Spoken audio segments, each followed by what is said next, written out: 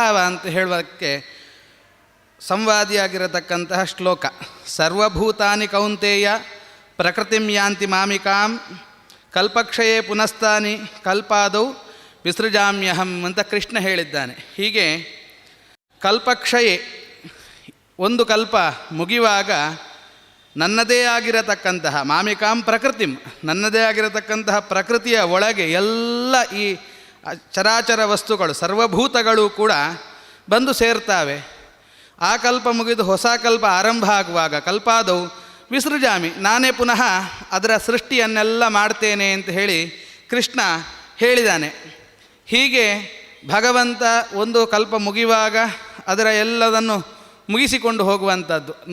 ಸಂಕರ್ಷಣ ನೃಸಿಂಹೇಣ ರೂಪೇಣ ಅಗ್ರಸೀತ್ ಹರಿಹಿ ಅಂತ ಸಂಕರ್ಷಣ ರೂಪದಿಂದ ಎಲ್ಲವನ್ನು ಕೂಡ ಸಂಹಾರ ಮಾಡ್ತಾ ಹೋಗ್ತಾನೆ. ಎಲ್ಲಿವರೆಗೆ ಅಂತ ಹೇಳಿದರೆ, ಜಗತ್ತಿನಲ್ಲಿ ಸಂಹಾರಕ್ಕೆ ಪ್ರಸಿದ್ಧನಾಗಿರುವಂತಹ ರುದ್ರ ಕೂಡ ಆ ಕ್ಷಣದಲ್ಲಿ ದೊಡ್ಡ ಊಟ ಅಲ್ಲ ಅವನಿಗೆ. ಯಶ್ಚ ಕ್ಷತ್ರಶ ಬ್ರಹ್ಮಚ ಉಬೇ ಭವತಿ ಓದನ ಅಂತ ಆ ಕಾಲಕ್ಕೆ ಅವರನ್ನೂ ಕೂಡ ನುಂಗಿಬಿಡ್ತಾನಂತೆ. ಸಂಹಾರ ಮಾಡುವ ಸಮಯದಲ್ಲಿ ಸಂಕರ್ಷಣನು ನೃಸಿಂಹರೂಪೇಣ ಅಂತ ಹೇಳ್ತಾರೆ. ವಿಶೇಷವಾಗಿ ನರಸಿಂಹ ರೂಪದಿಂದ ಸಂಕರ್ಷಣ ಎಲ್ಲವನ್ನು ಕೂಡ ಸಂಹಾರ ಮಾಡ್ತಾನೆ. ಹೀಗೆ ಒಂದು ಸರ್ತಿ ಸಂಹಾರ ಮಾಡುವುದು, ಮತ್ತು ಸ್ವಲ್ಪ ಸಮಯ ಬಿಟ್ಟು ಅದರ ಸೃಷ್ಟಿಯನ್ನು ಮಾಡುವುದು, ಇವೆಲ್ಲವೂ ಕೂಡ ಯಾರಿಂದಲಾದರೂ ಕೂಡ ವಿಹಿತವಾದದ್ದು ಅಂತ. ಯಾಕೆ ಈ ಸೃಷ್ಟಿಯನ್ನು ಸಂಹಾರವನ್ನು ಮಾಡ್ತಾನೆ, ಯಾಕೆ ಸೃಷ್ಟಿಯನ್ನು ಮಾಡ್ತಾನೆ ಅಂತ ಉದಾಹರಣೆ ಹೇಳೋದಿದ್ದರೆ, ಪ್ರತಿ ದಿವಸ ಸಂಜೆ ಆಗುವಾಗ ಹೊರಗಿಟ್ಟ ಎಲ್ಲ ವಸ್ತುಗಳನ್ನು ಪುನಃ ಒಳಗೆ ಹಾಕಿಕೊಂಡು ಹೋಗ್ತಾರೆ ಅಂಗಡಿಯವರು.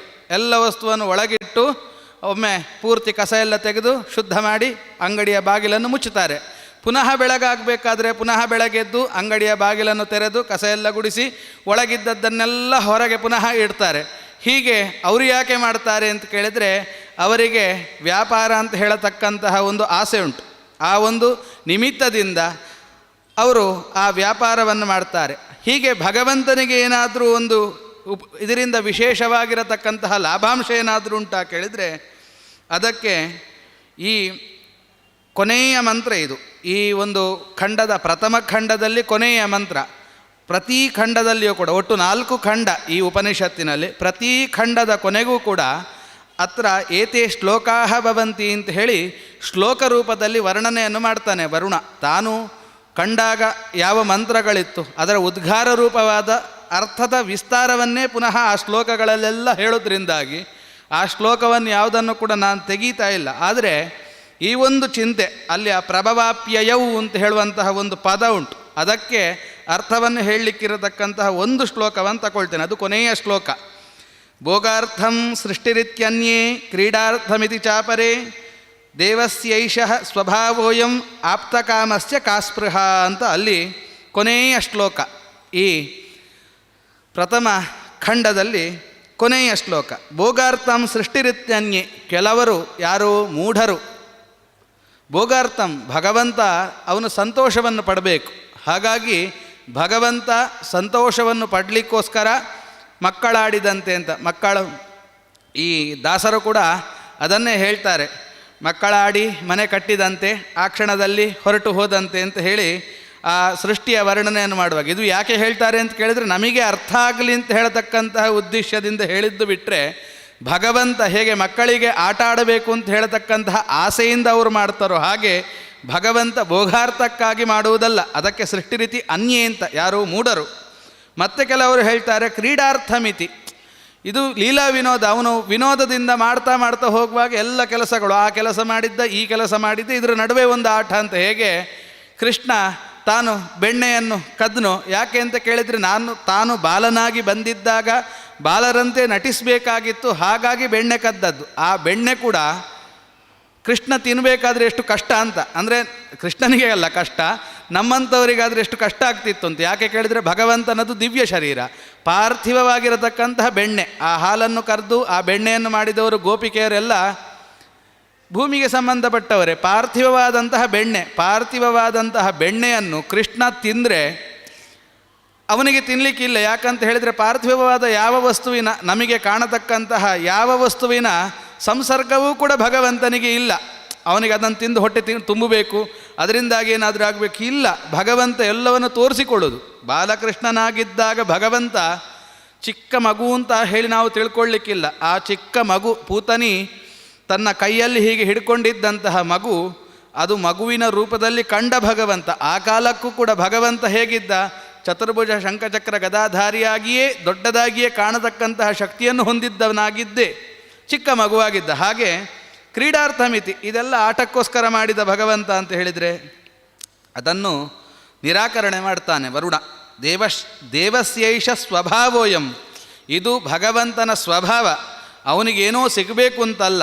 ಆಪ್ತಕಾಮಸ್ಯ ಕಾಸ್ಪೃಹ, ಭಗವಂತ ಆಪ್ತಕಾಮ, ಭಗವಂತ ಯಾವುದೇ ರೀತಿಯಾಗಿರತಕ್ಕಂತಹ ಆಸೆ ಇತ್ಯಾದಿಗಳನ್ನು ಹೊಂದಿದವನಲ್ಲ. ಅವನು ಪೂರ್ಣಾನಂದ, ಎಲ್ಲ ಪೂರ್ಣತೃಪ್ತ, ನಿತ್ಯ ತೃಪ್ತ. ಹೀಗೆ ನಿತ್ಯ ತೃಪ್ತ ಪೂರ್ಣತೃಪ್ತನಾಗಿರತಕ್ಕಂತಹ ಭಗವಂತನಿಗೆ ಯಾವುದಾದ್ರೂ ಒಂದು ವಿಷಯದಲ್ಲಿ ಚಿಕ್ಕ ಆಸೆ ಆದರೂ ಏನುಂಟು? ಭೋಗಲೋಲುಪದ್ದು ಅದು ಯಾವುದಿಲ್ಲ. ಕ್ರೀಡಾರ್ಥವೂ ಮಾಡುವುದಲ್ಲ, ಭೋಗಾರ್ಥಕ್ಕಾಗಿಯೂ ಮಾಡುವುದಲ್ಲ. ಇದು ಭಗವಂತನ ಒಂದು ಸ್ವಭಾವ, ಅಷ್ಟಕ್ಕೆ ಮಾಡುವುದು ಅಂತ. ಅದಕ್ಕೆ ಅವ ಹೇಳ್ತಾನೆ, ಕೃಷ್ಣ ಹೇಳುವಂಥದ್ದು, ನಾನು ಯಾಕೆ ಎಲ್ಲ ಕೆಲಸವನ್ನು ಮಾಡ್ತಾ ಹೋಗ್ತೇನೆ ಅಂತ ಕೇಳಿದರೆ, ಯದ್ಯದಾಚರತಿ ಶ್ರೇಷ್ಠ, ಶ್ರೇಷ್ಠರಾಗಿರೋರು ಯಾವ್ಯಾವ ಕೆಲಸವನ್ನು ಮಾಡ್ತಾರೆ, ತತ್ತದೇವ ಇತರೋ ಜನಾ.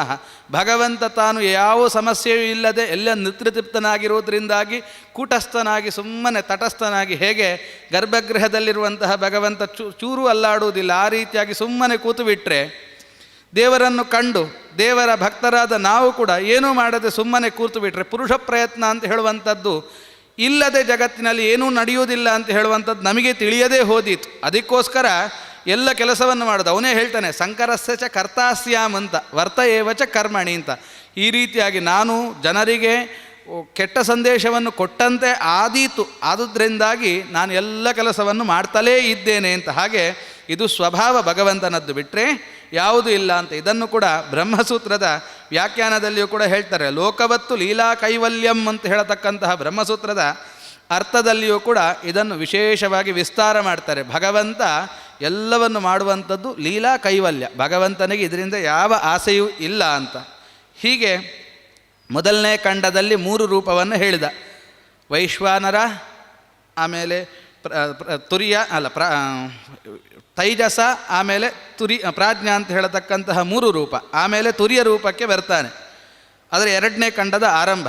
ನಾಂತಃ ಪ್ರಜ್ಞಂ ನ ಬಹಿಃ ಪ್ರಜ್ಞಂ ನೋಭಯತಃ ಪ್ರಜ್ಞಂ ನ ಪ್ರಜ್ಞಾನ ಘನಂ ನ ಪ್ರಜ್ಞಂ ನಾ ಪ್ರಜ್ಞಂ ಅದೃಷ್ಟಂ ಅವ್ಯವಹಾರ್ಯಂ ಅಲಕ್ಷಣಂ ಅಚಿಂತ್ಯಂ ಅವ್ಯಪದೇಶ್ಯಂ ಐಕಾತ್ಮ್ಯ ಪ್ರತ್ಯಯಸಾರಂ ಪ್ರಪಂಚೋಪಶಮಂ ಶಿವಂ ಅದ್ವೈತಂ ಚತುರ್ಥಂ ಮನ್ಯಂತೆ ಸ ಆತ್ಮ ಸವಿಜ್ಞೇಯ ಅಂತ ಹೇಳಿ ಕೊನೆಯ ರೂಪದ ವಿವರಣೆಯನ್ನು ಕೊಡ್ತಾನೆ.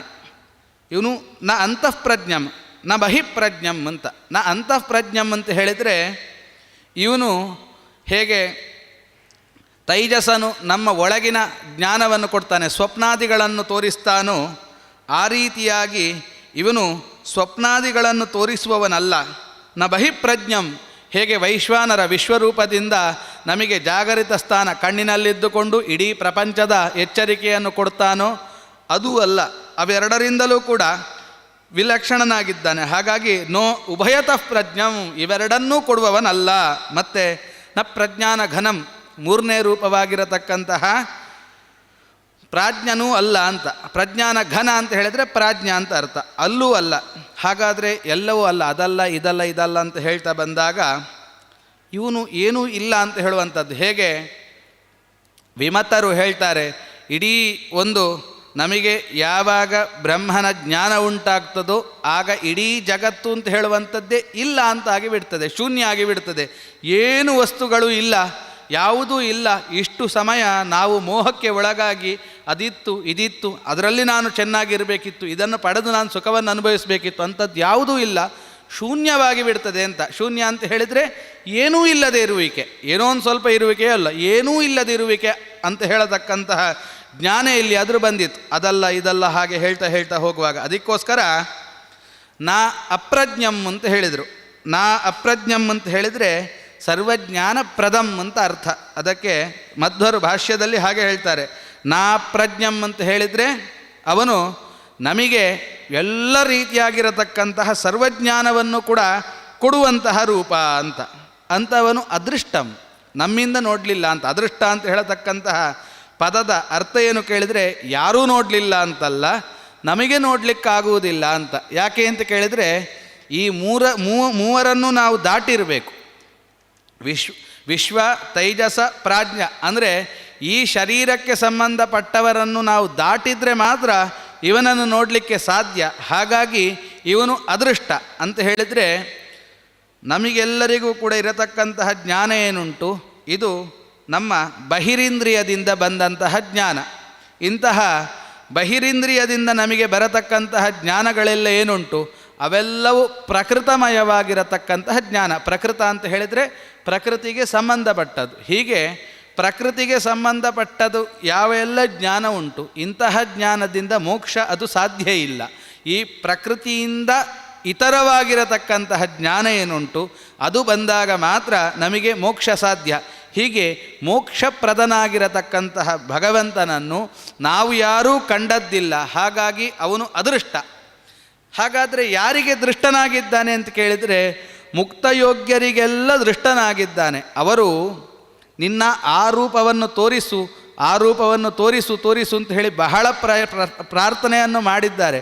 ಹೀಗೆ ಭೂಯಸಿ ಗರೀಯಸಿ ಆಗಿರತಕ್ಕಂತಂದರೆ ಅತ್ಯಂತ ಶ್ರೇಷ್ಠಕ್ಕೆ ಶ್ರೇಷ್ಠವಾಗಿರತಕ್ಕಂತಹ ಭಕ್ತಿಯನ್ನು ಭಗವಂತನ ಮೇಲೆ ಮಾಡಿ, ಪುನಃ ಹಿಂದೆ ಕೃಷ್ಣ ಹೇಳಿದಾಗೆ ನನ್ನ ದರ್ಶನ ಆಗಬೇಕಾದ್ರೆ ತತ್ವತಃ ನೀವು ಖಾಲಿ ಭಕ್ತಿಯನ್ನು ಮಾಡಿದರೆ ಆಗಲಿಲ್ಲ, ತತ್ವಪೂರ್ವಕವಾಗಿರತಕ್ಕಂತಹ ಭಕ್ತಿಯನ್ನು ಮಾಡಿದರೆ ಆ ಕಾಲಕ್ಕೆ ನಾನು ತೋರಿಸ್ತೇನೆ ಅಂತ. ಯಮೈವೇಷ ವೃಣುತೆ ತೇನ ಲಭ್ಯ. ನಾವು ಇಷ್ಟು ಮಾಡಿದರೆ ಅದಕ್ಕೆ ಇಷ್ಟು ಫಲ ಅಂತ ಹೇಳುವ ಹಾಗೆ ವ್ಯವಹಾರವನ್ನು ಮಾಡಲಿಕ್ಕಿಲ್ಲ ಭಗವಂತನ ಹತ್ರ. ಅವ್ಯವಹಾರ್ಯಂ ಅಂತ ಮತ್ತಿನ ಪದದಲ್ಲಿ ಹೇಳಿದರೆ, ಹೀಗೆ ವ್ಯವಹಾರವನ್ನು ಭಗವಂತನ ಹತ್ರ ಮಾಡಲಿಕ್ಕಿಲ್ಲ. ನಾವು ಮಾಡಿರತಕ್ಕಂತಹ ಭಕ್ತಿಗೆ ಭಗವಂತ ಮೆಚ್ಚಿ ಅವನೇ ನಮಗೆ ದರ್ಶನವನ್ನು ಕೊಡ್ತಾನೆ. ಅದು ಕೂಡ ಸ್ವಲ್ಪ ಸಮಯ, ಒಂದು ತ್ರುಟಿಕಾಲ ಅಂತ ಹೇಳಿದರೆ ಕಣ್ಣು ಮುಚ್ಚಿ ಬೆಳೆಯುವ ಯಾವ ಸಮಯ ಉಂಟು ಅದರ ಅರ್ಧ ಕಾಲ, ಅಷ್ಟು ಕಾಲಕ್ಕೆ ಭಗವಂತ ತನ್ನ ಒಂದು ದರ್ಶನವನ್ನು ಕೊಡುವುದರಿಂದಾಗಿ ಭಗವಂತ ಅವ್ಯವಹಾರ್ಯಂ. ಹೀಗೆ ನಮಗೆ ಅವನು ಕಾಣುವುದಿಲ್ಲ, ಕಾಣಬೇಕಾದ್ರೆ ಬಹಳಷ್ಟು ಭಕ್ತಿಯನ್ನು ಮಾಡಬೇಕು. ಆ ಭಕ್ತಿಯ ಜೊತೆಗೆ ತತ್ವತಃ ಭಗವಂತನನ್ನು ತತ್ವತಃ ನಾವು ಅರ್ಥ ಮಾಡಿಕೊಳ್ಬೇಕು. ಆ ಕಾಲಕ್ಕೆ ಭಗವಂತ ಒಂದು ಸರ್ತಿ ನಮಗೆ ಒಲಿದು ಬಿಡ್ತಾನೆ. ಆ ಒಂದು ಕ್ಷಣದ ದರ್ಶನ ಏನುಂಟು, ಇದು ಅನೇಕ ಜನ್ಮಾರ್ಜಿತವಾಗಿರತಕ್ಕಂತಹ ಪಾಪ ಸಂಚಯವನ್ನು ಆ ಕ್ಷಣದಲ್ಲಿ ಸುಟ್ಟು ತೆಗೀತದೆ. ಹೀಗೆ ನಾವು ಒಂದಿಷ್ಟು ದೊಡ್ಡ ಗಂಟನ್ನು ಹೊತ್ತುಕೊಂಡೇ ಹೋಗುವವರು, ನಮಗದು ಗೊತ್ತಾಗುವುದಿಲ್ಲ. ನಮಗೆ ಪುಣ್ಯವೂ ನಾವು ಸಂಪಾದನೆಯನ್ನು ಮಾಡ್ತೇವೆ, ಪಾಪವೂ ಕೂಡ ಸಂಪಾದನೆಯನ್ನು ಮಾಡ್ತೇವೆ. ಇದರಲ್ಲಿ 3 ನಮನೆ, ಆಗಾಮಿ, ಸಂಚಿತ ಮತ್ತು ಕ್ಷಯ ಅಂತ. ಕೆಲವನ್ನೆಲ್ಲ ನಾವು ಅನುಭವಿಸಿ ಮುಗಿದಾಗಿದೆ. ಇನ್ನು ಒಂದು ಆಗಾಮಿ ಅಂತ ಉಂಟು. ಒಂದು ಕಟ್ಟು ಬಿಚ್ಚಿ ಆಗಲಿಲ್ಲ. ಮನೆಯಲ್ಲಿ ಹೇಗೆ ಅಕ್ಕಿಯನ್ನು ನಾವು ಶೇಖರಣೆ ಮಾಡಿಟ್ಟರೆ ಅಕ್ಕಿಯ ಒಂದು ಗೋಣಿ ಹಾಗೆ ಇರ್ತದೆ, ಹಾಗೆ ನಾವು ಒಡೆಯದೇ ಇದ್ದಂತಹ ಗೋಣಿಯನ್ನು ನಾವು ಪುನಃ ಅಂಗಡಿಯವನಿಗೆ ಹಿಂದೆ ಮಾರಬಹುದು. ಆದರೆ ಯಾವ ಗೋಣಿಯನ್ನು ಒಡೆದು ನಾವು ಈಗ ಉಪಯೋಗ ಮಾಡ್ತಾ ಇದ್ದೇವೆ, ಆ ಗೋಣಿಯನ್ನು ಹಿಂದೆ ಹಾಕಲಿಕ್ಕೆ ಹೋದರೆ ಅವ ಹೇಳ್ತಾನೆ ಅದು ಗೋಣಿದ್ದು ಸೀಲು ಒಡೆದಾಗಿದೆ, ನಾನು ತಗೊಳ್ಳೋದಿಲ್ಲ ಅಂತ. ಹಾಗೆ ನಮ್ಮದು ಯಾವ ಕೆಲಸವನ್ನು ನಾವು ಪ್ರಾರಬ್ಧ ಮಾಡಿದ್ದೇವೆ, ಯಾವ ಗ್ರಹಚಾರವನ್ನು ಅನುಭವಿಸಲಿಕ್ಕೆ ನಾವು ಪ್ರಾರಬ್ಧ ಮಾಡಿದ್ದೇವೆ, ಆರಂಭ ಮಾಡಿದ್ದೇವೆ, ಅಂತಹ ಪ್ರಾರಬ್ಧ ಕರ್ಮವನ್ನು ಪ್ರಾರಬ್ಧ ಕರ್ಮಣೋನ್ಯಸ್ಯ ಜ್ಞಾನೇನ ಸ್ಯಾತ್ ಪರೀಕ್ಷೆಯ ಅಂತ ಆಚಾರ್ಯರು ಹೇಳಿದ ಹಾಗೆ ನಾವದನ್ನು ಅನುಭವಿಸಿಯೇ ತೀರಬೇಕು. ಆ ನಂತರದ್ದು ಏನುಂಟು ಆಗಾಮಿಗಳನ್ನೆಲ್ಲವನ್ನು ಭಗವಂತ ಒಂದು ಕ್ಷಣದಲ್ಲಿ ಆ ದೇವರ ದರ್ಶನ ಕೊಡುವುದರ ಜೊತೆಗೆ ಅವೆಲ್ಲವನ್ನು ಸುಟ್ಟು ಹಾಕ್ತಾನಂತೆ. ಹೀಗೆ ಭಗವಂತನ ಹತ್ರ ನಾವು ವ್ಯವಹಾರ ಮಾಡಲಿಕ್ಕಿಲ್ಲ. ನಾವು ಇಷ್ಟು ಪುಣ್ಯ ಮಾಡಿ, ಎಷ್ಟು ಒಳ್ಳೆಯ ಕೆಲಸ ಮಾಡಿದ್ದು ಭಗವಂತನ ಭಕ್ತಿಯನ್ನು ಮಾಡಿದ್ದಕ್ಕೆ ಅಷ್ಟೇ ಫಲವ ಅಂತ ಕೇಳಿದರೆ ಅಲ್ಲ, ಅದು ಅಪರಿಮಿತ ಫಲವನ್ನು ಭಗವಂತ ಕೊಡ್ತಾನೆ. ಯಾಕೆ ಅಂತ ಕೇಳಿದರೆ ಭಗವಂತ ಕ್ಷಮಾ ಸಮುದ್ರ. ನಮ್ಮ ಎಲ್ಲರ ಮೇಲೆ ಅತ್ಯಂತ ಪ್ರೀತಿಯನ್ನು ಇಟ್ಟವನು ಯಾರು ಕೇಳಿದರೆ ಭಗವಂತ. ಹಾಗಾಗಿ ಅವನು ಅವ್ಯವಹಾರ್ಯ. ಇಂತಹ ಭಗವಂತ ಅವನು ಅಲಕ್ಷಣಂ. ಹೀಗೆ ಇರತಕ್ಕಂತಹ ಭಗವಂತನನ್ನು ಅಲಕ್ಷಣ ಅಂತ ಹೇಳ್ತಾರೆ. ಅಲಕ್ಷಣ ಅಂದರೆ ಏನು? ಜಾಗೃತಾದಿ ಪ್ರವೃತ್ತಿಸ್ತು ಲಕ್ಷಣಂ ಹ್ಯನುಮಾಪಕಂ ಅಲಕ್ಷಣಸ್ತದ ತದ್ರಾಹಿತ್ಯಾತ್ ಅಚಿಂತ್ಯಸ್ತತ ಏವಚ ಅಂತ ಹೇಳಿ ಈ ಖಂಡದ ಕೊನೆಯ ಶ್ಲೋಕದಲ್ಲಿ ನಿರೂಪಣೆಯನ್ನು ಕೊಡ್ತಾನೆ. ವರುಣನೇ ನಿರೂಪಣೆಯನ್ನು ಕೊಡ್ತಾನೆ. ಹೀಗೆ ಜಾಗೃತಾದಿ ಪ್ರವೃತ್ತಿಸ್ತು, ನಮಗೆ ಎಚ್ಚರಿಕೆಯಲ್ಲಿರುವಾಗ ನಾವು ಭಗವಂತನನ್ನು ಹಾಗೆ ಹೀಗೆ ಅಂತೆಲ್ಲ ಹೇಳಿರ್ತೇವಲ್ಲ, ಅದಕ್ಕೆ ಲಕ್ಷಣ ಅಂತ ಹೇಳ್ತಾರೆ. ನಾವು ಅನುಮಾನದಿಂದ ಅವನನ್ನು ಹೀಗಿರ್ಬೋದು ಹಾಗಿರ್ಬೋದು ಅಂತ ಅನುಮಾಪಕವಾಗಿರುವಂಥದ್ದಕ್ಕೆಲ್ಲ ಭಗವಂತನ ಲಕ್ಷಣ. ಭಗವಂತನ ಲಕ್ಷಣ ಹೇಳುವಾಗ ಹೇಳುವಂಥದ್ದುಂಟು. ಕೈಯಲ್ಲಿ ಕೊಳಲಿದ್ರೆ ಕೃಷ್ಣ, ಎರಡು ಕೈಯನ್ನು ಸೊಂಟದಲ್ಲಿ ಇಟ್ಟುಕೊಂಡಿದ್ರೆ ವಿಠಲ. ಹೀಗೆ ನಾವೆಲ್ಲ ದೇವರನ್ನು ಅನುಮಾನ ಮಾಡ್ತೇವೆ, ದೇವರ ಪ್ರತಿಮೆಯನ್ನೆಲ್ಲ. ಹೀಗೆ ಈ ರೀತಿಯಾಗಿರತಕ್ಕಂತಹ ಅನುಮಾಪಕಕ್ಕೆ ಲಕ್ಷಣ ಅಂತ ಹೆಸರು. ಅಲಕ್ಷಣ ಅಂದರೆ ಏನು? ಅದರಿಂದ ಎಲ್ಲದರಿಂದ ರಾಹಿತ್ಯ, ಆ ರೀತಿಯಾಗಿ ಯಾವುದರ ಇಲ್ಲದಿರುವಿಕೆಯೇ ಅಲಕ್ಷಣ ಅಂತ.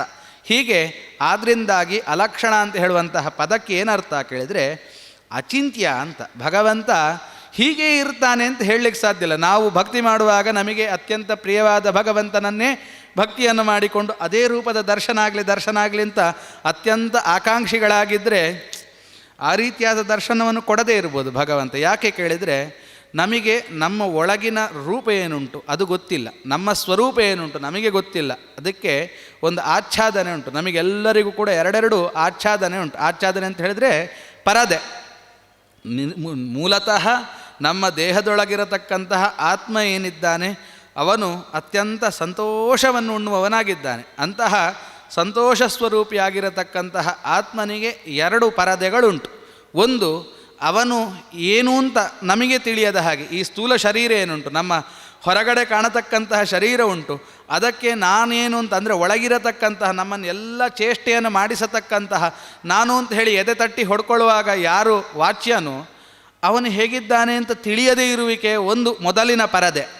ಎರಡನೇ ಪರದೆ, ಅವನನ್ನು ಕರ್ಕೊಂಡು ಇಷ್ಟು ಸಮಯ ಒಂದು ದೇಹದಿಂದ ಇನ್ನೊಂದು ದೇಹಕ್ಕೆ ಮತ್ತೊಂದು ದೇಹಕ್ಕೆ ಕರ್ಕೊಂಡು ಅವನ ಹತ್ರ ಬೇರೆ ಬೇರೆ ಸಾಧನೆಯನ್ನು ಮಾಡಿಸತಕ್ಕಂತಹ ಭಗವಂತ ಯಾರು ಅಂತ ಹೇಳುವಂತಹ ಜ್ಞಾನವೂ ಅವನಿಗೆ ಇರುವುದಿಲ್ಲ. ಹೀಗೆ ಎರಡು, ಅದಕ್ಕೆ ಸ್ವಾಚ್ಛಾದಿಕ ಮತ್ತು ಪರಾಚ್ಛಾದಿಕ ಅಂತ. ಸ್ವಾಚ್ಛಾದಿಕ ಅಂದರೆ ನಮಗೆ ನಾವ್ಯಾರು ಅಂತ ಗೊತ್ತಿಲ್ಲದಂತಹ ಒಂದು ಪರದೆ, ಮತ್ತು ಪರಾಚ್ಛಾದಿಕ ಅಂತ ಹೇಳಿದರೆ ನಮಗೆ ಭಗವಂತ ಯಾರು ಅಂತ ತಿಳಿಯದಿರತಕ್ಕಂತಹ ಪರದೆ. ಆ ಎರಡು ಪರದೆಯನ್ನು ತೆಗೆದಾಗ ನಾವು ಯಾರು ಅಂತ ಹೇಳುವಂತಹ ಒಂದು ನಮಗೆ ಜ್ಞಾನ ಬರುವ ಜೊತೆಗೆ ನಮ್ಮ ಭಗವಂತ ಏನಿದ್ದಾನೆ, ನಮ್ಮನ್ನು ಉದ್ಧಾರ ಮಾಡಲಿಕ್ಕಿರತಕ್ಕಂತಹ ರೂಪದ ಭಗವಂತ ಅವನು ಕಾಣ್ತಾನೆ.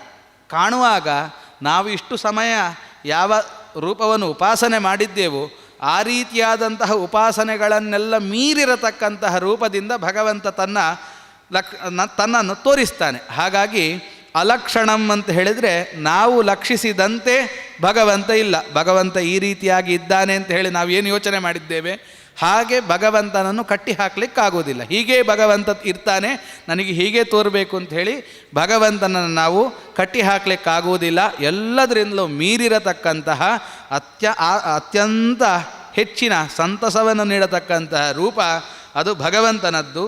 ಅಂತಹ ಭಗವಂತ ಅವನು ಅಲಕ್ಷಣ ಅಂತ ಹೇಳಿದರು. ಮುಂದಿನ ಮಾತಲ್ಲಿ ಹೇಳ್ತಾರೆ ಅವ್ಯಪದೇಶ್ಯಂ ಅಂತ. ಅವನನ್ನು ವ್ಯಪದೇಶ ಮಾಡಲಿಕ್ಕೆ ಸಾಧ್ಯ ಇಲ್ಲ. ವ್ಯಪದೇಶ ಅಂತ ಹೇಳಿದರೆ ಹೀಗಿದ್ದಾನೆ ಅಂತ ತೋರಿಸೋದು, ಹೀಗಿದ್ದಾನೆ ಅಂತ ತೋರಿಸ್ಲಿಕ್ಕೂ ಸಾಧ್ಯ ಇಲ್ಲ. ಯಾಕೆ ಅಂತ ಕೇಳಿದರೆ ಯಾರು ತನ್ನ ರೂಪವನ್ನು ತಾನು ಕಂಡು ಅವನು ಇನ್ನೊಬ್ಬನಿಗೆ ಹೇಳ್ಬೋದಿತ್ತು. ನಮಗೀಗ ಒಂದು ಊರಿಗೆ ಹೋದಾಗ ಆ ಊರಿನಲ್ಲಿರತಕ್ಕಂತಹ ವಿಶೇಷಗಳನ್ನೆಲ್ಲ ನೋಡಿದ ನಂತರ ಇನ್ನೊಬ್ಬರನ್ನು ಕರ್ಕೊಂಡು ಹೋಗುವಾಗ ನಾವು ಇಲ್ಲಿ ಹೀಗೆ ಉಂಟು ಇಲ್ಲಿ ಹೀಗೆ ಉಂಟು ಅಂತ ಹೇಳಿ ನಾವು ಹೇಳ್ತಾ ಹೋಗ್ತೇವೆ.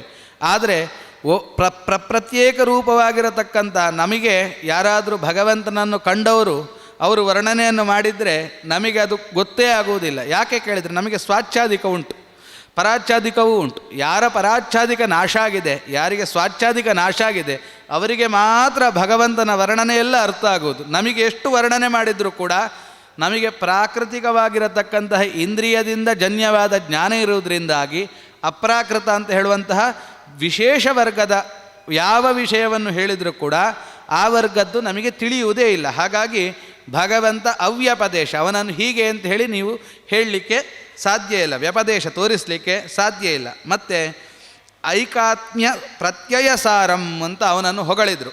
ಐಕ್ಯಾತ್ಮ್ಯ ಪ್ರತ್ಯಯಸಾರಂ ಅಂತ. ಏಕ ಅಂತ ಹೇಳಿದರೆ ಪ್ರಧಾನ, ಆತ್ಮ ಅಂದರೆ ಪೂರ್ಣ.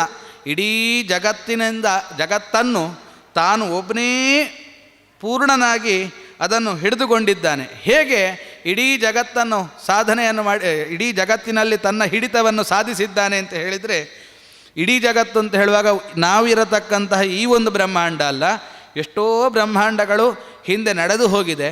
ಇಂತಹ ಬಹಳಷ್ಟು ಬ್ರಹ್ಮಾಂಡಗಳಲ್ಲಿಯೂ ಕೂಡ ತನ್ನ ಹಿಡಿತವನ್ನು ಭಗವಂತ ಸಾಧನೆ ಮಾಡಿದ್ದಾನೆ. ಹೀಗೆ ಆದದ್ರಿಂದಾಗಿ ಭಗವಂತ ಪ್ರಧಾನನಾಗಿ ಇಡೀ ಜಗತ್ತನ್ನು ಆವರಿಸಿದವನಾಗಿದ್ದಾನೆ. ಹೇಗೆ ಕೇಳಿದರೆ, ಪ್ರತ್ಯಯ ಸಾರಸ್ತು ಜ್ಞಾನಾನಂದಾದಿ ಪೂರ್ಣಸ್ವರೂಪ ಅಂತ ಇದು ಶ್ರೀಮದಾಚಾರ್ಯರು ಭಾಷ್ಯದಲ್ಲಿ ಬಿಡಿಸಿಕೊಟ್ಟ ರೂಪ. ಹೀಗೆ ಪ್ರತ್ಯಯ ಸಾರ ಅವನು ಏನು ಮಾಡಿದ್ದಾನೆ ಅಂತ ಕೇಳಿದರೆ, ಜ್ಞಾನ ಮತ್ತು ಆನಂದದಿಂದ ಇಡೀ ಜಗತ್ತನ್ನು ವ್ಯಾಪಿಸಿಕೊಂಡಿದ್ದಾನೆ. ಹೀಗೆ ಆತತತ್ಮಾತ್ ಆತ್ಮ ಅಂತ, ತತ ಅಂತ ಹೇಳಿದರೆ ವಿಸ್ತಾರ ಅಂತ, ಆಸಮಂತಾತ್ ತತ ಅಂದರೆ ಎಷ್ಟು ಸಮಯದಿಂದ ಎಷ್ಟು ದೂರಕ್ಕೆ ಎಷ್ಟು ಅಂತ ಹೇಳುವಂಥದ್ದು ಎಲ್ಲ ನೀವೇನು ಪರಿಮಾಪಕ್ಕೆ ಇಟ್ಕೊಳ್ತೀರಿ ಅವೆಲ್ಲದರಲ್ಲಿಯೂ ಕೂಡ ವ್ಯಾಪ್ತನಾಗಿದ್ದಾನೆ. ಹಾಗಾಗಿ ದಾಸರು ಕೂಡ ಹೇಳಿದ್ರು, ಸರ್ವಸ್ಥಳದಿ ವ್ಯಾಪ್ತನಾದ ಸರ್ವದೋಷರಹಿತನಾದ ಅಂತಹ ಭಗವಂತನನ್ನು ಹತ್ತಿರದಿಂದ ನೋಡುವವಳು ಲಕ್ಷ್ಮಿ. ಅಂತಹ ಲಕ್ಷ್ಮಿಯ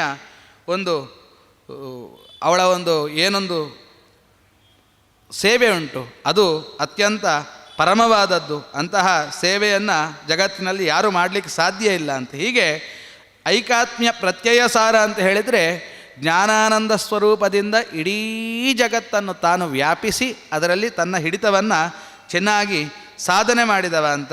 ಮತ್ತೆ ಹೇಳ್ತಾರೆ ಪ್ರಪಂಚೋಪಶಮಃ ಅಂತ.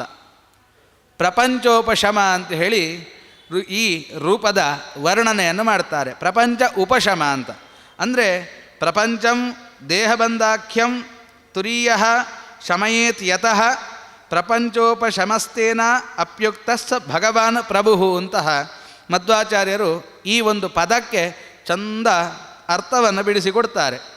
ಪ್ರಪಂಚ ಅಂತ ಹೇಳಿದರೆ ದೇಹಬಂಧ, ಪಂಚ ಅಂತ ಹೇಳಿದರೆ 5 ತತ್ವಗಳು. ಆ ತತ್ವಗಳಿಗೆ 5 ತನ್ಮಾತ್ರೆ ಉಂಟು. ಆ 5 ತನ್ಮಾತ್ರೆ ಎಲ್ಲಿರ್ತದೆ ಅಂತ ಕೇಳಿದ್ರೆ ಪಂಚಭೂತಗಳಲ್ಲಿ ಇರ್ತದೆ. ಹೀಗೆ 5 ಕಟ್ಟುಂಟು. ಹಾಗಾಗಿ ಪಾಂಗ್ತಂಗ್ವಾ ಇದಗಂ ಸರ್ವಂ ಅಂತ ಹೇಳಿ ಇನ್ನೊಂದು ಉಪನಿಷತ್ತಿನಲ್ಲಿ ಹೇಳಿದ್ದಾರೆ. ಹೀಗೆ ಉಪನಿಷತ್ತಿನಲ್ಲಿ ಇಡೀ ಜಗತ್ತು 5 ಕಟ್ಟು. ಹಾಗಾಗಿ ನಮ್ಮನ್ನು ಉದ್ಧಾರ ಮಾಡಲಿಕ್ಕೆ ಬಂದದ್ದು ಕೂಡ ಪ್ರಾಣದೇವರು. ಅವರು ಕೂಡ 5 ರೂಪದಲ್ಲಿದ್ದಾರೆ. ನಮ್ಮ ದೇಹದ ಒಳಗೆ 5 ರೂಪದಲ್ಲಿದ್ದು ನಮ್ಮನ್ನು ಉದ್ಧಾರ ಮಾಡಲಿಕ್ಕೆ ಬಂದವರು. ಹೀಗೆ ಅವರೇ ಹೇಳ್ತಿದ್ದಾರೆ, ಮಧ್ವಾಚಾರ್ಯರೇ ಹೇಳಿದ ಮಾತು. ದೇಹದಲ್ಲಿ ನಮಗೆ ಯಾವ ಒಂದು ಸಂಬಂಧ ಉಂಟು, ದೇಹಕ್ಕೂ ನಮಗೂ ಇರತಕ್ಕಂತಹ ಯಾವ ಒಂದು ಬಂಧ ಉಂಟು, ಅಂದರೆ ಯಾವ ಒಂದು ಆವರಕ ಉಂಟು, ಅದಕ್ಕೆ ಪ್ರಪಂಚ ಅಂತ ಹೆಸರು. ಅಂದರೆ ಈ ಪಾಂಚಭೌತಿಕವಾಗಿರತಕ್ಕಂಥ ಪಂಚಭೂತಗಳಿಂದ ಸೃಷ್ಟವಾದ ಶರೀರದಿಂದ ಮಾತ್ರ ನಮಗೆ ಈ ಯಾವುದಾದ್ರೂ ಜ್ಞಾನ ಬರಲಿಕ್ಕೆ ಸಾಧ್ಯ. ಅದರ ಮುಖಾಂತರವೇ ನಾವೇನಾದರೂ ವ್ಯವಹಾರ ಮಾಡಬೇಕು. ಈ ಪಾಂಚಭೌತಿಕ ಶರೀರವನ್ನು ಬಿಟ್ಟು ನಾವು ಹೊರಗೆ ಹೋದರೆ ಅಂತಹ ಆತ್ಮನಿಗೆ ಯಾವ ಸಾಧನೆಯನ್ನು ಮಾಡಲಿಕ್ಕೆ ಸಾಧ್ಯ ಇಲ್ಲ.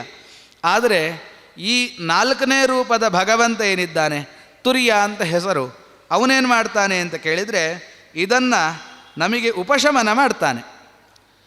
ತುರ್ಯ ಶಮಯೇತ್ ಯತಃ, ಯಾವ ಕಾರಣದಿಂದ ಇದನ್ನು ಉಪಶಮನ ಮಾಡ್ತಾನೋ ಹಾಗಾಗಿ ಪ್ರಪಂಚ ಉಪಶಮಸ್ತೇನ ಅಪಿ ಯುಕ್ತ ಭಗವಾನ್ ಅಂತ. ಪ್ರಪಂಚೋಪಶಮ ಅಂತ ಹೇಳಿದರೆ ನಮಗೆ ದೇಹದ ಯಾವ ಒಂದು ಬಂಧನ ಉಂಟು, ಈ ಶರೀರ ಬಂಧ ಅಂತ ಹೇಳುವಂತಹ ಶರೀರ ತ್ಯಾಗವನ್ನು ಮಾಡಿದಾಗಲೂ ಕೂಡ ನಮಗೆ ಹೊಸ ಶರೀರದಿಂದ ಮುಖ ಬರಲೇಬೇಕು. ಬಂದಾಗ ಮಾತ್ರ ನಾವು ಸಾಧನೆ ಮಾಡಲಿಕ್ಕೆ ಸಾಧ್ಯ ಉಂಟು.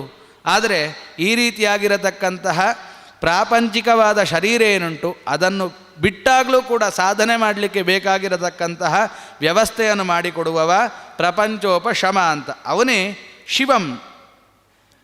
ಶಿವಂ ಅದ್ವೈತಂ ಚತುರ್ಥಂ ಮನ್ಯೇ ಅಂತ ಹೇಳಿದರು. ಹೀಗೆ ಅವನು ಶಿವನಾಗಿದ್ದಾನೆ. ಶಿವ ಅಂತ ಹೇಳಿದರೆ ಸಂತೋಷ ಅಂತ ಅರ್ಥ. ಪೂರ್ಣ ಪ್ರಜ್ಞಾನ ಘನ ಅಂತ ಹಿಂದಿನ ಶ್ಲೋಕದಲ್ಲಿ ಹೇಳಿದರು. ಹೀಗೆ ಜ್ಞಾನವನ್ನು ಸಂತೋಷವನ್ನು ತನ್ನೊಳಗೆ ಅಡಕವಾಗಿ ಇಟ್ಟುಕೊಂಡವನು. ಹಾಗಾಗಿ ಅವನು ಶಿವ.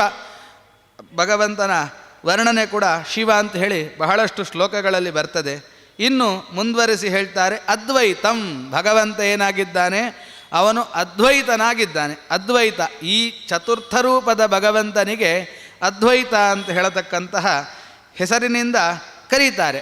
ಯಾಕೆ ಅದ್ವೈತ ಅಂತ ಕರೀತಾರೆ ಕೇಳಿದರೆ, ಹಿಂದಿನ 3 ರೂಪದಲ್ಲಿರತಕ್ಕಂತಹ ಭಗವಂತನು ಕೂಡ ನಮಗೆ ತನ್ನ ಸತ್ಯಸ್ವರೂಪವನ್ನು ತೋರಿಸಿಕೊಡುವುದಿಲ್ಲ. ಅವನು ಹೊರಗಿನ ಜ್ಞಾನವನ್ನೇ ಕೊಡುವಂಥದ್ದು. ಹಾಗಾಗಿ ಯಾರು ತನ್ನ ಸತ್ಯಸ್ವರೂಪವನ್ನು ತೋರಿಸಿಕೊಡ್ತಾನೋ ಅವನು ಅದ್ವೈತ ಅಂತ ಹೇಳತಕ್ಕಂಥ ಹೆಸರಿನಿಂದ ಕರೆದರು. ಅಪೇಕ್ಷ್ಯ ವಸ್ತು ಯಾಥಾರ್ಥ್ಯಂ ದ್ವಿತ್ವಂ ಅನ್ಯಸ್ವರೂಪತ ಇಣಗತಾವಿತಿ ಧಾತೋಶ್ಚ ತಜ್ಞಾನಂ ದ್ವೈತಮುಚ್ಯತೆ ಇತಿ ಸಂಕಲ್ಪೆ ಅಂತ ಹೇಳಿ ಶ್ರೀಮದಾಚಾರ್ಯರು ಭಾಷ್ಯದಲ್ಲಿ ಹೇಳ್ತಾರೆ. ಒಂದು ವಸ್ತುವಿನ ಯಥಾರ್ಥ ಜ್ಞಾನ ಏನುಂಟು ಅದನ್ನು ನಾವು ಅಪೇಕ್ಷೆಯಾಗಿ ಇಟ್ಟುಕೊಂಡಾಗ ಅದರ ಸ್ವರೂಪದ ಬೇರೆ ರೀತಿಯ ವರ್ಣ ಏನುಂಟು ವರ್ಣನೆ, ಅದಕ್ಕೆ ದ್ವಿತ್ವ ಅಂತ ಹೆಸರು. ಅಂತಹ ದ್ವಿತ್ವ ಇಲ್ಲದಿರುವಿಕೆಯೇ ಅದ್ವೈತ. ಅಂದ್ರೇನು?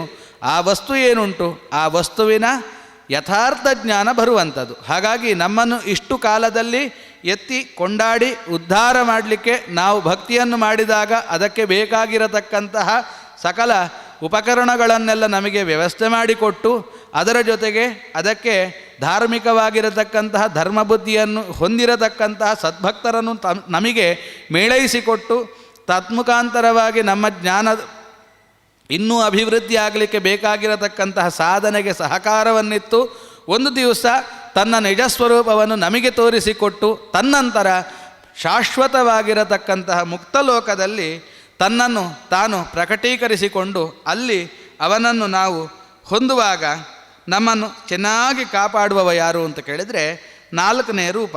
ಅಂತಹ 4ನೇ ರೂಪಕ್ಕೆ ತುರ್ಯ ಅಂತ ಹೆಸರು.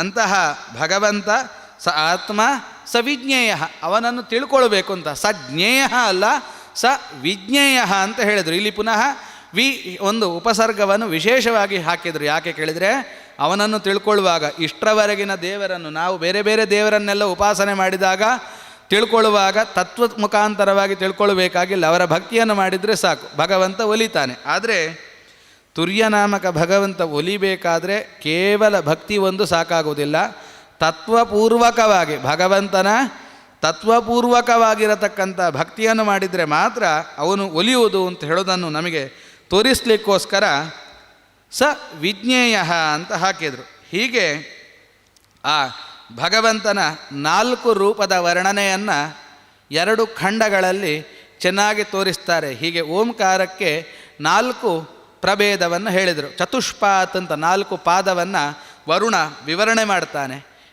ಇದನ್ನು ನಾವು 4 ದಿನದಿಂದ ಕಂಡೆವು. ಅದರ ಒಂದು ಸಮಷ್ಟಿ ರೂಪವಾಗಿ ಆ ಖಂಡದ ಕೊನೆಗೆ ಬಂದ ಶ್ಲೋಕಗಳ ಮುಖಾಂತರವಾಗಿ ಈಗ ಇನ್ನೊಮ್ಮೆ ಅದನ್ನು ಹೇಳ್ತೇನೆ. ಆ 4 ರೂಪ ಹೇಗೆ ಇತ್ತು ಅಂತ.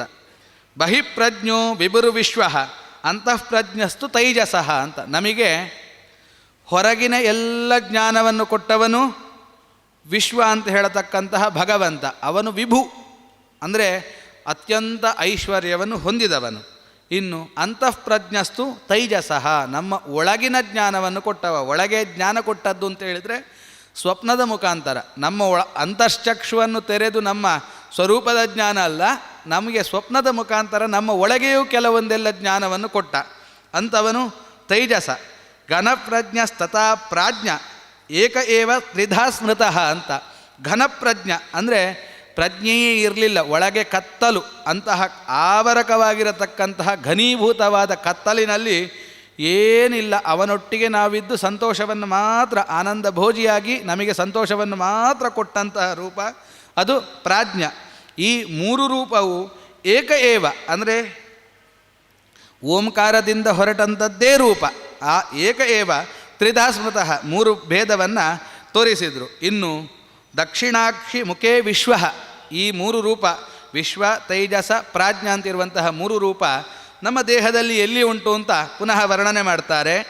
ದಕ್ಷಿಣಾಕ್ಷಿ ಮುಖೇ ವಿಶ್ವ, ನಮ್ಮ ಮುಖದಲ್ಲಿ ಬಲಗಣ್ಣಿನಲ್ಲಿ ವಿಶ್ವನಾಮಕ ಭಗವಂತ ತಾನು ಆಶ್ರಯವನ್ನು ಪಡೆದಿದ್ದಾನೆ. ಮತ್ತು ಮನಸ್ಯಂತಸ್ತು ತೈಜಸಃ, ನಮ್ಮ ಮನಸ್ಸಿನ ಒಳಗೆ ಆ ತೈಜಸ ರೂಪನಾಗಿರತಕ್ಕಂತಹ ಭಗವಂತ ಅವನು ಇದ್ದಾನೆ. ಮನಸ್ಸಿನಲ್ಲಿ ಬೇರೆ ಬೇರೆ ಬೇರೆ ವಸ್ತುಗಳನ್ನೆಲ್ಲ ಕಂಡಿರ್ತೇವೆ, ಅದನ್ನೆಲ್ಲ ರೆಕಾರ್ಡ್ ಮಾಡಿ ಇಡಲಿಕ್ಕೆ ಅಂತ ಹೇಳಿಯೇ ಒಂದು ಶರೀರ ಉಂಟು. ಆ ಮನಸ್ಸನ್ನಲ್ಲಿ ನಾವೇನೇನು ನೋಡಿದ್ದೆವು ಅದೆಲ್ಲವನ್ನು ರೆಕಾರ್ಡ್ ಮಾಡಿ ಇಡ್ತದೆ. ಆ ಮನಸ್ಸು ಅಂತ ಹೇಳುವಂಥದ್ದು ಶರೀರಕ್ಕೊಂದಲ್ಲ. ವಿಶ್ವ ಅಂತ ಹೇಳತಕ್ಕಂತಹ ಭಗವಂತ ಅವನು ಇರತಕ್ಕಂತಹ ಸ್ಥಳ ಕಣ್ಣು, ಅದು ಬೇರೆ ಬೇರೆ ದೇಹ ಬಂದಾಗ ಬೇರೆ ಬೇರೆ ಕಣ್ಣಿರ್ತದೆ. ಈ ಇಂದ್ರಿಯಗಳೆಲ್ಲ ಈ ಶರೀರದ ಜೊತೆಗೆ ನಾಶವನ್ನು ಹೊಂದುತ್ತದೆ. ಆದರೆ ಮನಸ್ಸು ಹಾಗಲ್ಲ. ಮನಸ್ಸು ಅಂತ ಹೇಳುವಂಥದ್ದು ಒಂದೇ, ಒಂದು ಜೀವಕ್ಕೆ ಒಂದೇ ಮನಸ್ಸಿರುವಂಥದ್ದು. ಆ ಮನಸ್ಸು ಎಷ್ಟು ಇತ್ತು ಅಂತ ಕೇಳಿದರೆ, ಹೇಗೆ ಜೀವ ಹೇಳುವವನು ಅನಾದಿಯೋ ಬೇರೆ ಬೇರೆ ದೇಹಗಳನ್ನು ದಾಟಿ ಮುಂದೆ ಮುಂದೆ ಬರ್ತಾ ಇರಬೇಕಾದ್ರೆ ಆ ದೇಹದಲ್ಲಿ ಅನುಭವಿಸಿದ ಎಲ್ಲ ಜ್ಞಾನವನ್ನು ಕೂಡ ಇದು ತಾನು ಸಂಗ್ರಹ ಮಾಡಿ ಇಟ್ಟುಕೊಂಡಿರ್ತದೆ. ಅಂತಹ ಸಂಗ್ರಹ ರೂಪವೇ ವಾಸನಾಮಯ ಶರೀರ ಅಂತ. ಹಾಗೆ ಕೆಲವರಿಗೆ ಕೆಲವು ವಿಷಯದಲ್ಲಿ ಚಿಕ್ಕ ಮಕ್ಕಳಿರುವಾಗಲೇ ಕೆಲವರು ಒಳ್ಳೆಯ ಗಾನವನ್ನು ಹಾಡ್ತಾರೆ. ಅವರಿಗೆ ಆ ರಾಗವನ್ನು ದಿನಾ ಅಭ್ಯಾಸ ಮಾಡಿಸಬೇಕಾಗಿಲ್ಲ, ಅಕಸ್ಮಾತಾಗಿ ಅವರ ಬಾಯಿಂದ ಬಂದು ಚಂದ ಗಾನ ಬರ್ತದೆ. ಯಾಕೆ? ಅದು ಆ ಮನಸ್ಸು ಹಿಂದಿನ ಜನ್ಮದಲ್ಲಿ ಅದನ್ನು ಚೆನ್ನಾಗಿ ಅಭ್ಯಾಸ ಮಾಡಿತ್ತು, ಅದು ಈ ಜನ್ಮದಲ್ಲಿ ತತ್ಕ್ಷಣದಲ್ಲಿ ಅಭಿವ್ಯಕ್ತಿಯನ್ನು ಹೊಂದುವುದು. ಹೀಗೆ ಮನಸ್ಸು ಅಂತ ಹೇಳುವಂಥದ್ದು ಅದುಂಟು. ಅದಕ್ಕೆ ಆ ಮನಸ್ಸು ಅದನ್ನೆಲ್ಲ ಸಂಗ್ರಹ ಮಾಡ್ತದಲ್ಲ, ಅದಕ್ಕೆ ವಾಸನ ಅಂತ ಹೆಸರು. ಅಂದರೆ ಅನಾದಿಯಿಂದ ಬಂದದ್ದು ಅಂತ. ಅದಕ್ಕೆ ಆ ಪದ ಪ್ರಯೋಗ ಮಾಡ್ತಾರೆ. ಆ ಪದವನ್ನು ಹಾಗೇ ನಾವು ಹೇಳಬೇಕು, ಬಿಟ್ಟರೆ ಅದಕ್ಕೆ ನಾವು ದೃಷ್ಟಾಂತ ತೋರಿಸಲಿಕ್ಕೆ ಬೇರೆ ಯಾವುದೂ ಸಿಗುವುದಿಲ್ಲ. ಯಾಕೆ ಕೇಳಿದರೆ ನಮಗೆಲ್ಲರಿಗೂ ಈ ಜನ್ಮದ್ದು ಮಾತ್ರ ಕಥೆಯನ್ನು ಹೇಳಲಿಕ್ಕೆ ಸಾಧ್ಯ. ಅನಾದಿ ಕಾಲದಿಂದಲೂ ಬಂದದ್ದನ್ನು ಎಲ್ಲವನ್ನು ಸಂಗ್ರಹ ಮಾಡಿ ಮಾಡಿ ಮಾಡಿ ಮನಸ್ಸಿಟ್ಟಿರ್ತದೆ. ಇದರ ಏನು ತೋರುವಿಕೆ, ನಮಗೆ ಒಂದು ಜ್ಞಾನ ಕೊಡಬೇಕು ಅಂತಾದಾಗ ಸ್ವಪ್ನವನ್ನು ಕಾಣ್ತಾ ಇರ್ತೇವೆ. ಆ ಸ್ವಪ್ನದಲ್ಲಿ ಕೆಲವೊಮ್ಮೆ ನಾವು ಕಂಡದ್ದೇ ಬರ್ತದೆ, ಕೆಲವೊಮ್ಮೆ ನಾವು ಕಾಣದ್ದು ಬರ್ತದೆ. ಅಂತ ನಾವು ಕಾಣದ್ದು ಬಂದಾಗ ನಮ್ಮ ಮನಸ್ಸು ಹೇಗೆ ಕೊಡಲಿಕ್ಕೆ ಸಾಧ್ಯ ಅಂದರೆ, ಅನೇಕ ಜನ್ಮಾರ್ಜಿತವಾಗಿರತಕ್ಕಂತಹ ಜ್ಞಾನದ ಸಂಗ್ರಹ ಆ ಮನಸ್ಸಿನಲ್ಲಿ ಇರುವುದರಿಂದಾಗಿ ಕೆಲವೊಮ್ಮೆ ನಾವು ಈ ಜನ್ಮದಲ್ಲಿ ಕಾಣದ್ದನ್ನು ಕೂಡ ಮನಸ್ಸು ನಮಗೆ ಕನಸಿನಲ್ಲಿ ಕೊಡಲಿಕ್ಕೆ ಸಾಧ್ಯ. ಇನ್ನು ಆಕಾಶೇಚ ಹೃದಯ ಪ್ರಾಜ್ಞ ತ್ರಿದಾದೇಹೇ ವ್ಯವಸ್ಥಿತ ಅಂತ ಹೇಳಿದರು. ಮೂರನೇ ರೂಪದ ಪ್ರಾಜ್ಞ ಭಗವಂತ ಎಲ್ಲಿದ್ದಾನೆ ಅಂತ ಕೇಳಿದರೆ, ಹೃದಯ ಆಕಾಶೇ, ನಮ್ಮ ಹೃದಯದ ಒಳಗಿರತಕ್ಕಂತಹ ಅವಕಾಶ. ಎಷ್ಟು ಚಿಕ್ಕ ಜಾಗ ಅಂತ ಹೇಳಿದರೆ ಸೂಜಿ ಮೊನೆ. ಅಂತಹ ಸೂಜಿ ಮೊನೆಯಷ್ಟು ಸ್ಥಳದಲ್ಲಿ ಒಂದು ಅವಕಾಶ ಉಂಟು. ಆ ಆಕಾಶದ ಒಳಗೆ ಹೇಳ್ತಾರೆ ಜೀವರಾಶಿಗಳು ಹೇಗಿದ್ದೇವೆ ಅಂತ ಕೇಳಿದರೆ, ಒಂದು ಸೂಜಿಯ ಮೊನೆಯನ್ನು ನೀವು ಅಂಟಿಸಿ ಇಷ್ಟು ಜಾಗ ಅಂತ ಹೇಳಿದರೆ ಅದರಲ್ಲಿ ಅನೇಕ ಕೋಟಿ ಜೀವರಾಶಿಗಳು ನಿವಾಸ ಮಾಡಲಿಕ್ಕೆ ಸಾಧ್ಯ ಉಂಟು ಅಂತ. ಹಾಗೆ ಸ್ಥಳದಲ್ಲಿ, ಒಂದು ಅಣುವಿನ ಸ್ಥಳದಲ್ಲಿ ಅನಂತ ಜೀವರಾಶಿಗಳು ಇರಲಿಕ್ಕೆ ಸಾಧ್ಯ. ಹಾಗೆ ನಮ್ಮ ಹೃದಯದ ಒಳಗೆ ಕೂಡ, ನಮ್ಮ ಶರೀರದ ಒಳಗೆ ನಮ್ಮ ದೇಹ ಮಾತ್ರ, ನಮ್ಮ ಆತ್ಮ ಮಾತ್ರ ಇರುವಂಥದ್ದು. ಹೀಗೆ ಆ ಚಿಕ್ಕದಾಗಿರತಕ್ಕಂತಹ ಆತ್ಮದ ಜೊತೆಗೆ ಈ ಭಗವಂತ ಕೂಡ ಇದ್ದಾನೆ. ಹಾಗೆ ನಮ್ಮ ಹೃದಯಾಕಾಶದಲ್ಲಿ ಪ್ರಾಜ್ಞನಾಮಕ ಭಗವಂತ ಅವನು ಅವಸ್ಥಿತನಾಗಿದ್ದಾನೆ. ಇನ್ನು ನಾಲ್ಕನೇ ರೂಪ ವಿಷ್ಣುಸ್ತುರೀಯ ರೂಪೇಣ ದ್ವಾದಶಾಂತೆ ವ್ಯವಸ್ಥಿತ ಮುಕ್ತಾನಾಂ ಪ್ರಾಪ್ಯ ರೂಪೋಸೌ ವ್ಯವಹಾರೇ ನ ದೃಶ್ಯತೆ. ನಾಲ್ಕನೇ ರೂಪದ ಭಗವಂತ ಅವನು ತುರಿಯ ಅಂತ. ಹಾಗೆ ತುರಿಯ ರೂಪದ ಭಗವಂತ ಅವನೆಲ್ಲಿದ್ದಾನೆ ಅಂತ ಕೇಳಿದರೆ ದ್ವಾದಶಾಂತೆ ವ್ಯವಸ್ಥಿತ ಅಂತ, ಸಹಸ್ರಾರ ಚಕ್ರದಲ್ಲಿರುವಂಥದ್ದು. ನಮ್ಮ ಮೂರ್ಧಿ ಅಂದರೆ ನೆತ್ತಿ ಏನುಂಟು, ಆ ನೆತ್ತಿಯಿಂದ 12 ಅಂಗುಲ ಎತ್ತರದಲ್ಲಿ ನಮ್ಮ ಷಡ್ಚಕ್ರಗಳ ನಿಧಾನ ಸ್ಥಾನ ಉಂಟು. ಅಷ್ಟು ಎತ್ತರದಲ್ಲಿ, ಅಂದರೆ ನಮ್ಮ ನೆತ್ತಿಯಿಂದ ಮೇಲೆಗೆ ಒಂದು ಚಕ್ರ ಉಂಟು. ಅದು ಹೇಗಿದೆ ಅಂತ ಕೇಳಿದರೆ ಕಮಲದಂತೆ ಉಂಟು. ಆ ಕಮಲ ಊರ್ಧ್ವಮುಖವಾಗಿ ಉಂಟು. ಅದು ಅರಳಿ ಅದರ ಒಳಗಿಂದ ಭಗವಂತ ಹೊರ ಆವಿರ್ಭಾವ ಆಗಬೇಕು.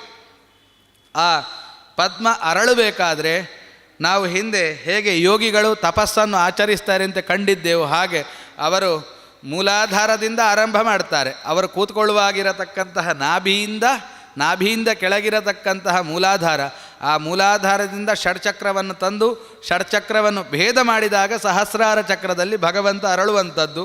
ಇದು ವಿಸ್ತಾರವಾಗಿ ನೋಡಲಿಕ್ಕೆ ಭಗವದ್ಗೀತೆಯಲ್ಲಿ ಇದಕ್ಕೆ ಒಂದು ಅಧ್ಯಾಯವನ್ನು ಸಂಪೂರ್ಣವಾಗಿಟ್ಟಾರೆ. ಯೋಗಿಗಳು ಹೇಗೆ ಸಾಧನೆ ಮಾಡಿ ಭಗವಂತನನ್ನು ಕಾಣಬೇಕು ಅಂತ. ಹೀಗೆ ಯಾರು ಸಾಧನೆಯನ್ನು ಮಾಡಿದ್ದಾರೋ ಮುಕ್ತಾನಾಂ, ಈ ರೀತಿಯಾಗಿ ಸಾಧನೆಯನ್ನು ಮಾಡಿ ಮುಕ್ತಿಯನ್ನು ಪಡೆದವರು ಯಾರಿದ್ದಾರೆ ಅವರಿಗೆ ಮಾತ್ರ ಅಸೌ ರೂಪ ಪ್ರಾಪ್ಯ. ನಮಗೆಲ್ಲ ಅದು ಕಾಣುವುದೇ ಇಲ್ಲ, ನಾವು ಸಾಧನೆಯನ್ನು ಮಾಡಲಿಕ್ಕೆ ಹೊರಟೂ ಇಲ್ಲ, ಹಾಗಾಗಿ ನಮಗೆ ಅದೆಲ್ಲ ಕಾಣಲಿಕ್ಕೆ ಸಾಧ್ಯ ಇಲ್ಲ. ಇಂತಹ ವ್ಯವಹಾರೇ ನ ದೃಶ್ಯತೆ. ನಿಮಗೆ ಅವರದ್ದು ಅಂತ ಹೇಳಿ ಯಾರದ್ರಾದ್ದು ತೋರಿಸುವ ಅಂತ ಹೇಳಿದರೆ ನಮಗದು ಕಾಣುವುದಿಲ್ಲ. ಯಾರ ಸಹಸ್ರಾರ ಚಕ್ರದಲ್ಲಿ ಭಗವಂತನನ್ನು ಯಾರು ಕಂಡಿದ್ದಾರೋ ಅವರನ್ನು ನಾವು ನೋಡುವಾಗ ಹುಚ್ಚರಂತೆ ಕಾಣ್ತಾರೋ. ಅವ್ರು ಯಾಕೆ ಕೇಳಿದರೆ ಲೋಕವ್ಯವಹಾರ ವಿರಹಿತರಾಗಿದ್ದದ್ರಿಂದಾಗಿ ಅವರು ಕಾಣ್ತಾರೆ. ಇನ್ನು ಅವರು ಕೆಲವೊಮ್ಮೆ ಅಭಿವ್ಯಕ್ತಿ ಮಾಡಲಿಕ್ಕೆ ಪ್ರಯತ್ನ ಪಟ್ಟರು ಕೂಡ ನಮಗೆ ಅದನ್ನು ಕಾಣಲಿಕ್ಕಾಗದೇ ಇರೋದ್ರಿಂದಾಗಿ ಗೊತ್ತೂ ಆಗುವುದಿಲ್ಲ. ಹಾಗಾಗಿ ವ್ಯವಹಾರೇ ನ ದೃಶ್ಯತೆ. ಹೀಗೆ ನಾಲ್ಕನೇ ರೂಪದ ಭಗವಂತ ನಮ್ಮಲ್ಲಿ ಇದ್ದಾನೆ. ಹೇಗಿದ್ದಾನೆ? ಎಚ್ಚರಿಕೆಯ ಸ್ಥಿತಿಯಿಂದ ಇಲ್ಲ, ಅವನು ಮುಚ್ಚಿದ್ದಾನೆ. ನಮ್ಮ ಎಲ್ಲರ ಮೂರ್ಧ್ನಿಯಿಂದ ಮೇಲೆ, ಅಂದರೆ ನೆತ್ತಿಯಿಂದ ಮೇಲೆ 12 ಅಂಗುಲ ಎತ್ತರದಲ್ಲಿ ಆ ಭಗವಂತ ಇದ್ದಾನೆ, ಅದರ ಎಚ್ಚರಿಕೆ ನಮಗಿಲ್ಲ. ಆದರೆ ಇದರಿಂದ ಹಿಂದಿನ ಪ್ರಾಜ್ಞಾ, ಆಮೇಲೆ ತೈಜಸ ಮತ್ತು ವಿಶ್ವ, ಈ 3 ರೂಪದ ಎಚ್ಚರಿಕೆ ನಮಗೆ ಗೊತ್ತಾಗ್ತದೆ, ಅನುಭವಕ್ಕೆ ಬರ್ತದೆ. ಅನುಭವಕ್ಕೆ ಬಾರದೇ ಇರುವುದು ಯಾವುದು ಕೇಳಿದರೆ ಅದು ಮುಕ್ತಿ. ಹಾಗೆ ಅದು ಬರಬೇಕಾದ್ರೆ ನಾವು ಸಾಧನೆಯನ್ನು ಮಾಡಿ ಈ ದ್ವಾದಶಾಂತದಲ್ಲಿರತಕ್ಕಂತಹ ಪದ್ಮವನ್ನು ಅರಳಿಸಿಕೊಳ್ಬೇಕು. ಹೀಗೆ ಮುಕ್ತರಿಗೆ ಮಾತ್ರ ಅವನು ಕಾಣ್ತಾನೆ, ಬೇರೆಯವರಿಗೆ ಗೊತ್ತಾಗುವುದಿಲ್ಲ. ಬೇರೆಯವರಿಗೇನಾದರೂ ತಿಳಿಸುವ ಅಂತ ಹೇಳಿದರೆ ಆಗಲೂ ಸಾಧ್ಯ ಇಲ್ಲ. ಇಂತಹ ಮುಕ್ತರ ಲಕ್ಷಣವನ್ನು ಹೇಳ್ತಾರೆ. ಸಮ್ಯಕ್ ಸಮಾಹಿತಾನಾಂತು ಪ್ರಾಪ್ತಾನಾಂ ಷೋಡಶೀಂ ಕಲಾಂ ಅಪರೋಕ್ಷ ದೃಶಾಂ ಕ್ವಾಪಿ ತುರೀಯಂ ದೃಶ್ಯತೆ ಪದಂ. ಅವರು ಹೇಗಿದ್ದಾರೆ ಕೇಳಿದರೆ, ಷೋಡಶೀಂ ಕಲಾಂ ಪ್ರಾಪ್ತಾನಾಂ, 16 ಕಲೆಯನ್ನು ಅವರು ಹೊಂದಿದ್ದಾರೆ. ಹೀಗೆ 16 ಕಲೆಯನ್ನು ಯಾರು ಹೊಂದಿದ್ದಾರೋ, ಮತ್ತು ಸಮ್ಯಕ್ ಸಮಾಹಿತಾನಾಂ, ಭಗವಂತನನ್ನು ಆ 16 ಕಲೆಯನ್ನು ಹೊಂದುವಾಗ ಅದರಲ್ಲಿ ಭಗವಂತನನ್ನು ಸಮಾರೋಪ ಅಲ್ಲಿ ಇಟ್ಟು ಯಾರು ಭಗವಂತನನ್ನು ಕಂಡಿದ್ದಾರೋ ಅಂಥವರಿಗೆ ಅಪರೋಕ್ಷಿಗಳು ಅಂತ ಹೆಸರು. ಅಂತಹ ಅಪರೋಕ್ಷಿಗಳಿಗೆ ಮಾತ್ರ ಈ ತುರಿಯ ರೂಪ ದೃಶ್ಯತೆ ಪದಂ, ತನ್ನ 4ನೇ ಪಾದವನ್ನು ಭಗವಂತ ತೋರಿಸ್ತಾನೆ ಅಂತ ಹೇಳಿ ವರುಣ ಹೇಳ್ತಾನೆ ಅಂತ ಹೇಳ್ತಾ, ಈ ಒಂದು ವಾಕ್ಕುಸುಮ ಏನುಂಟು ಇದು ನಮ್ಮ ಗುರುಗಳ ಪರಮಾನುಗ್ರಹ. ನಮ್ಮ ಶ್ರೀಪಾದರು ಶ್ರೀ ಸುಗುಣೇಂದ್ರ ತೀರ್ಥ ಶ್ರೀಪಾದರ ದೊಡ್ಡ ಗುಣ ಏನು ಕೇಳಿದರೆ, ಯಾರೇ ವಿದ್ವಾಂಸರು ಸಿಕ್ಕಿದರೂ ಕೂಡ ಅವರು ಹೇಳೋದು ಒಂದೇ ಮಾತು, ನಮ್ಮ ಹತ್ರ ವಿದ್ಯಾರ್ಥಿಗಳಿದ್ದಾರೆ, ನೀವು ಪಾಠ ಮಾಡ್ತೀರಾ ಅಂತ. ಹಾಗೆ ನಾವೆಲ್ಲ ಕಳೆದ ಪರ್ಯಾಯದಲ್ಲಿ ಇದೇ ಕೃಷ್ಣ ಮಠದಲ್ಲಿ ಓಡಾಟ ಮಾಡಿಕೊಂಡಿದ್ದವರು. ಆವಾಗ ಈ ಓಡಾಟ ಎಲ್ಲ ಮಾಡಿ ಆಯ್ತಲ್ಲ, ಇನ್ನು ನಿಲ್ಲು, ನೀನು ಪಾಠ ಕೇಳಬೇಕು ಅಂತ ಹೇಳಿದರು. ಆವಾಗ ನಮಗೆ ಪಾಠ ಮತ್ತು ಆಟಕ್ಕೆ ವ್ಯತ್ಯಾಸ ಇರಲಿಲ್ಲ. ಏನೋ ಒಂದು ಕಡೆಯಲ್ಲಿ ನಿಲ್ಲಿಸಿದ್ರು ಅಂತ ಹೇಳಿ ನಿಲ್ಲಿಸಿದಾಗ ಪುಸ್ತಕದ ವ್ಯವಸ್ಥೆಯೂ ಮಾಡಿದ್ದವರೇ. ಪುಸ್ತಕ, ವಸ್ತ್ರ, ಅಶನ ಎಲ್ಲ ಕೊಟ್ಟು ಮತ್ತೊಂದಿಷ್ಟು ಕೈಗೆ ಹಣವನ್ನು ಕೂಡ ಕೊಟ್ಟು ಕಲಿ ನೀನು ಮತ್ತೆ ನೋಡುವ ಅಂತ ಹೇಳಿ ಪಾಠವನ್ನು ವ್ಯವಸ್ಥೆ ಮಾಡಿದರು. ಬಹಳ ಬೇಸರ ಆಗ್ತದೆ. ಇದನ್ನು ಪಾಠ ಮಾಡಿದಂತಹ ನಾಗೇಂದ್ರಾಚಾರ್ಯರನ್ನು ಇತ್ತೀಚೆಗೆ ನಾವು ಕಳ್ಕೊಂಡೆವು. ಅವರದ್ದೇ ಶಿಷ್ಯ ಅವರು ಕೂಡ. ನಾಗೇಂದ್ರಾಚಾರ್ಯರು ನಮ್ಮ ಶ್ರೀಪಾದರ ಶಿಷ್ಯ. ಹಾಗೆ ಆ ನಾಗೇಂದ್ರಾಚಾರ್ಯರು ನಮಗೆ ಪರ್ಯಾಯದ ನಂತರ ಪಾಠ ಮಾಡಿದ್ದು. ಅದಕ್ಕಿಂತ ಮುಂಚೆ ಇಲ್ಲಿಯೇ ಓಡಾಟ ಮಾಡ್ತಾ ಇರುವಾಗ ದಿನಕ್ಕೆ 1-2 ಗಂಟೆ ನಮ್ಮನ್ನು ಹಿಡಿದಿಟ್ಟು, ನಿಮಗೆಲ್ಲರಿಗೂ ಚಿರಪರಿಚಿತರು ರಾಮನಾಥಾಚಾರ್ಯರು, ಅವರು ಕೂಡ ನಮ್ಮ ಶ್ರೀಪಾದರ ಶಿಷ್ಯ. ಅವರು ಕೂಡ ಬಲಿಪಡೆಂಗಳು ಕುಳ್ಳೆ ಅಂತ ಹೇಳಿ ನಮ್ಮನ್ನು ಕೂತ್ಕೊಳ್ಳಿಸಿ ಶ್ರೀಪಾದರ ಹತ್ರವೇ ಪುಸ್ತಕವನ್ನು ತರಿಸಿ ನಮಗೆ ಉಚಿತವಾಗಿ ಅದನ್ನು ಕೊಟ್ಟು ಅವರು ಪಾಠ ಮಾಡಿದ್ದು. ಹೀಗೆ ಶ್ರೀಪಾದರ ಉಭಯ ಶಿಷ್ಯರ ಏನೊಂದು ಪಾಠವನ್ನು ಅವರು ಕೇಳಿದ್ದೆವು, ಅದರ ಸ್ವಲ್ಪ ಅಂಶವನ್ನು ಮಾತ್ರ ಯಥಾಮತಿ ನಾನು ಇಷ್ಟರವರೆಗೆ ಸಾಧರಪಡಿಸಿದೆ. ಹೀಗೆ ಶ್ರೀಪಾದರ ಕೃಪೆಯಿಂದ ಮಾತಾಡಿದಂತಹ ಈ ಒಂದು ವಾಕ್ಕುಸುಮದ ಸದ್ಗುಣಗಳನ್ನೆಲ್ಲವನ್ನು ನೀವು ಗ್ರಹಿಸಬೇಕು. ಏನಾದರೂ ತಪ್ಪಿದರೆ ಅದನ್ನು ಕ್ಷಮಿಸಿ. ನನ್ನ 2 ಮಾತುಗಳನ್ನು ಶ್ರೀಕೃಷ್ಣನ ಪಾದಾರವಿಂದದಲ್ಲಿ ಶ್ರೀಕೃಷ್ಣಾರ್ಪಣಮಸ್ತು.